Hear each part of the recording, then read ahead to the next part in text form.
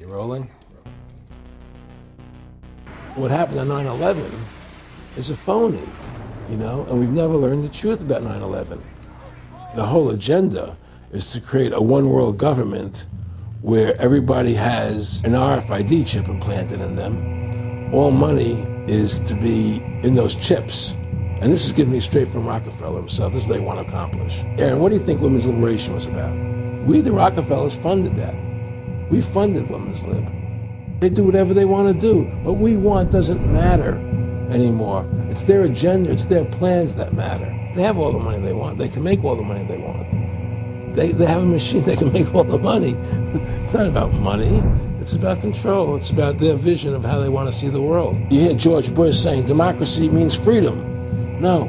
Democracy equals New World Order. And he calls it all, both small and great, rich and poor, free and bond, to receive a mark in their right hand, or in their foreheads, and that no man might buy or sell, save he that had the mark, or the name of the beast, or the number of his name. Here is wisdom. Let him that hath understanding count the number of the beast, for it is the number of a man, and his number is 666.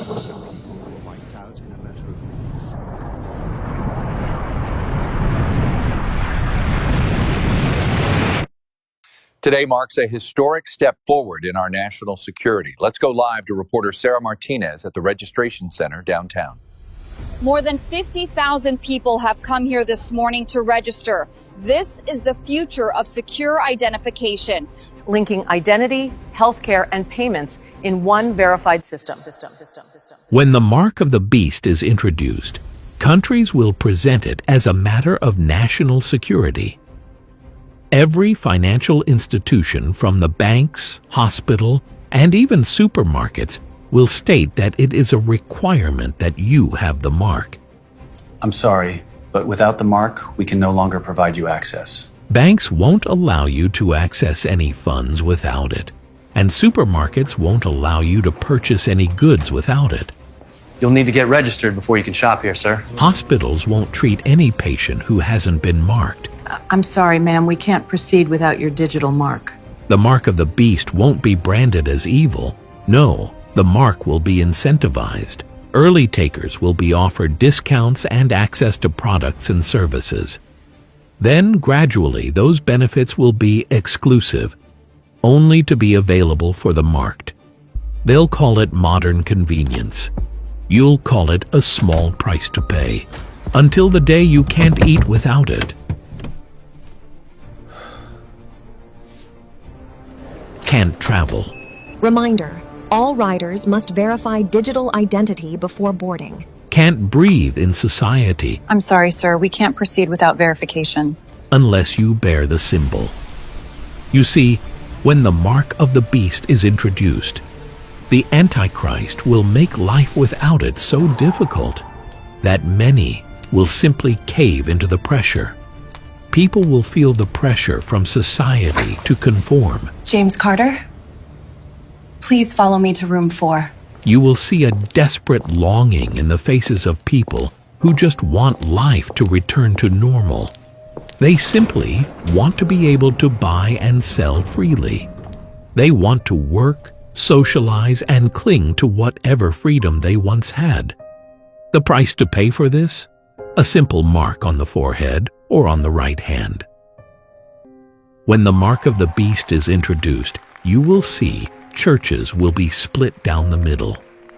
Pastors who once preached a sugar-coated gospel of comfort will fall silent, exposed under the weight of truth they never dared to speak. I don't know what to say anymore. Some will endorse the mark.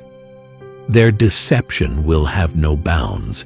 They will call it a blessing, a new beginning. This is a blessing, a new beginning. They'll say, God understands.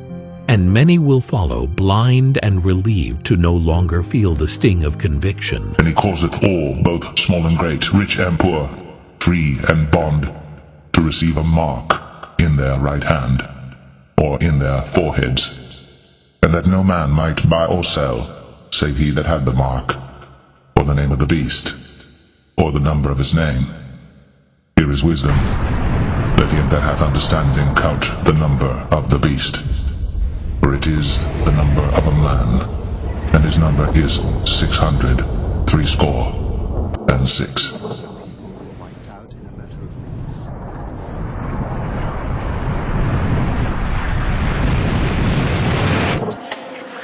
When Elias Brotberger goes to work, he doesn't need ID. And he doesn't need money. In fact, much of what he needs to get through the day is hidden right there, just below the surface, in his hand. You like to touch it? Yeah. Yeah?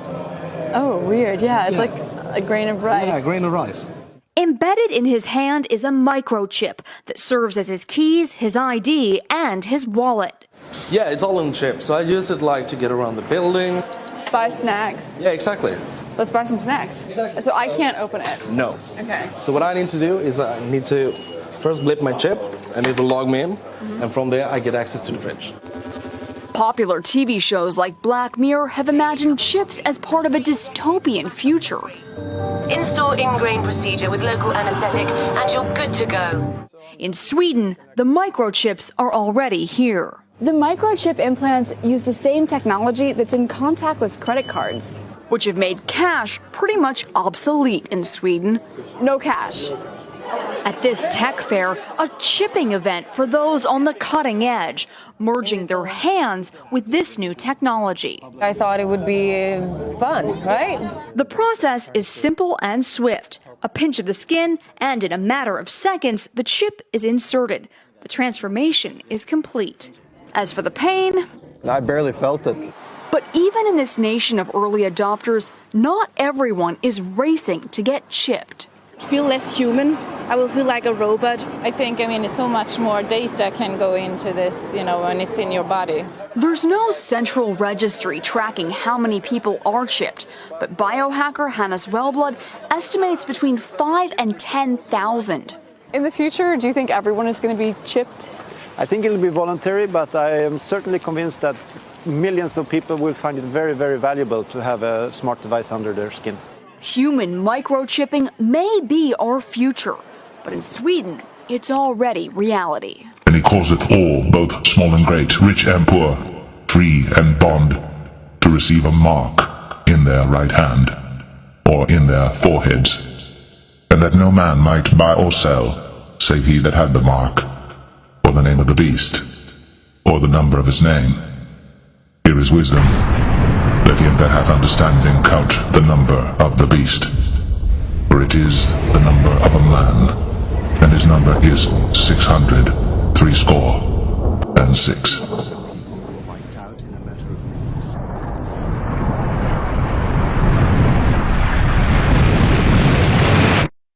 And so what's happened is that because they've taught everybody that we're a democracy, which is not true, now, so then in 1913, they bring the Federal Reserve System into being, right? And now you have this Federal Reserve System, which then in 1913 got the right to create money for the government.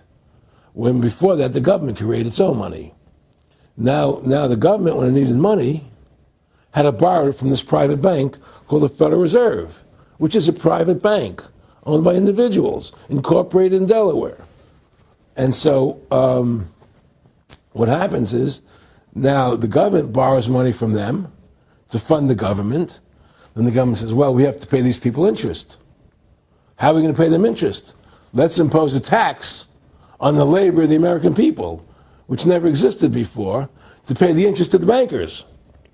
In fact, in 1980, Ronald Reagan said not one red cent of your income tax money goes to run the country. It all goes to the Federal Reserve.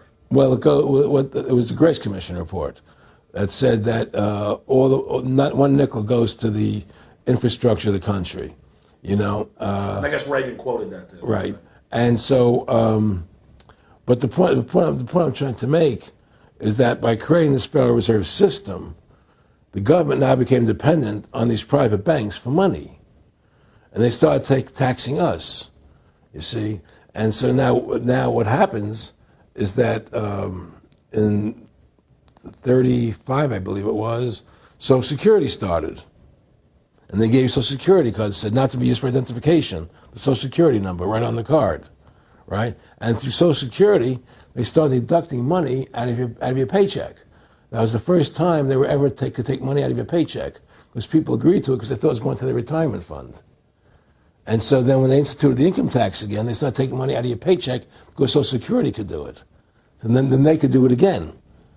You see what I'm saying? And so now they've even taken control of the tax payment itself. I mean, literally like you're a slave. They're taking it right there when you make it. Exactly. They don't even trust the public enough to go send them a check. Yeah. Right. So they take it out automatically because they know people aren't going to want to pay it. So what's happened is that through the implementation of the Federal Reserve System, the government has become vested in these bankers, and they get their money from the bankers. And so then they impose a tax on us, which makes us more slaves, makes it more difficult for us to survive, right? Giving them more profits. And now what's happened is that through the Federal Reserve System, the bankers have pretty much taken control of our government. It doesn't matter Republican and Democrat anymore, because they're both the same. Neither one of them are talking about shutting down the Federal Reserve System or stopping the payment of taxes, or any of the big issues that face Americans, right? So I had a friend, Nick Rockefeller, okay, who was one of the Rockefeller family, and he, when I was running for governor in Nevada, he came to me, introduced himself to me through an attorney, and we became friends. We started talking about things, and I learned an awful lot from Mr. Rockefeller. And one of the things that we used to talk about was the ultimate plan of the banking industry, what they wanted to accomplish. And the goals of the banking industry, not just the Federal Reserve System, but the private banks in Germany and England, all over Italy, all over the world, they all work together. They're all central banks, and they're all part of the Communist Manifesto. Central banking is one of the major planks of the Communist Manifesto. We talk about America being a capitalistic country, but yet at the same time we have a central bank that plans everything for us, right? And the graduated income tax is another plank of the Communist Manifesto, right? So right there you have two major planks of the Communist Manifesto that have been brought in because of the Federal Reserve System, okay? So the ultimate goal that these people have in mind is the goal to create a one world government run by the banking industry, run by the bankers, and they're doing it in sections. The European currency, the euro, and the European Constitution is one part of it. Now they're trying to do it in America with the North American Union, right? And they want to create a new currency called the Amero, right? And the whole agenda is to create a one world government where everybody has an RFID chip implanted in them. All money is to be in those chips, right? There'll be no more cash. And this is given me straight from Rockefeller himself. This is what they want to accomplish. And all money will be in your chips. And so instead of having cash, anytime you have money in your chip, they can take out whatever they want to take out whenever they want to. If they say you owe us this much money in taxes, they just deduct it out of your chip digitally. Total control. Total control. And if you're like me or you, and you're protesting what they're doing, they can just turn off your chip. And you have nothing. You can't buy food. You can't do anything. It's total control of the people. And that chip's connected to a database that has your purchasing records, what you do, what everything. you sell. Everything is in there, And so they want a one world government controlled by them, everybody being chipped, all your money in those chips, and they control the chips, and they control people, and you become a slave, you become a serf to these people. That's their goal, that's their intentions. And he calls it all, both small and great, rich and poor, free and bond, to receive a mark in their right hand, or in their foreheads, and that no man might buy or sell, save he that had the mark, or the name of the beast, or the number of his name. Here is wisdom.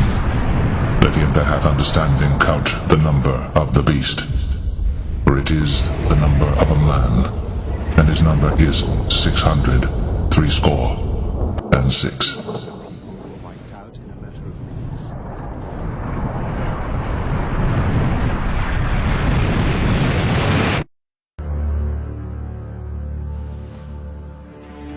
Those who trust in the Lord are like Mount Zion, which cannot be shaken but endures forever. The scepter of the wicked will not remain over the land allotted to the righteous. Do good, O Lord, to those who follow you, but to those who reject your ways, bring judgment.